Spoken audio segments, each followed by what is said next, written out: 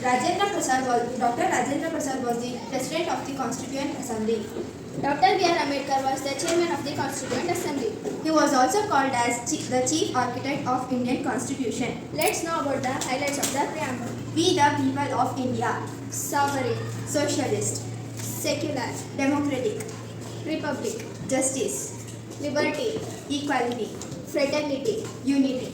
and the last comes salient features of our constitution, written and lengthy constitution. Our constitution is in the written form. It consists of legislature, executive and judiciary, so it is too lengthy. Flexible and rigid constitution. Flexible constitution means that can be amended or changed. Rigid constitution means that has special procedures to change or amend. Our constitution is not too flexible or not too rigid. Parliamentary form of government. According to our constitution, our government is in the parliamentary form of government where general assembly will be held. The head will be president. Republican system. According to our constitution, our state is a republic state where all the citizens of India have fundamental rights and fundamental duties. Federal system. According to our constitution, the government is divided into two called state government and central government. Any dispute arises between these two governments, Supreme Court will take lead and solve the problem.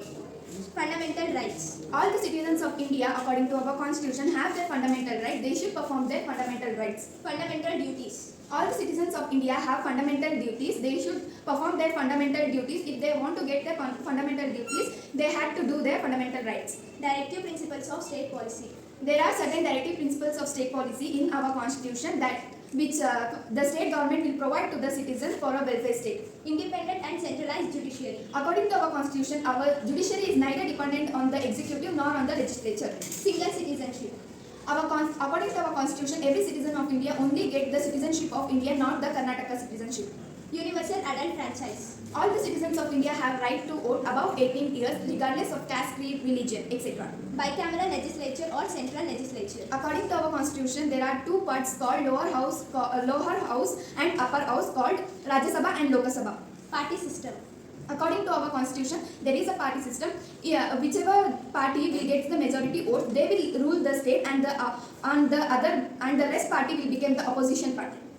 There are 6 fundamental rights at present. They are right to equality, right to freedom, right against exploitation, right to freedom of religion, cultural and educational rights, right to constitutional There are 11 fundamental duties. The first one is to respect constitution, national flag and national anthem.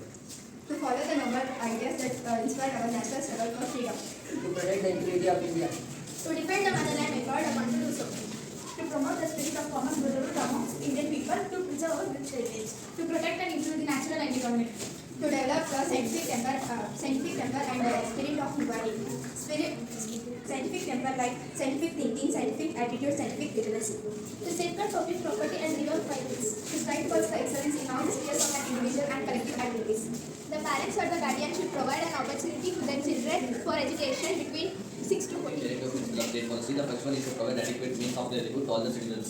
To prevent community wealth and resources from becoming private property of a few people.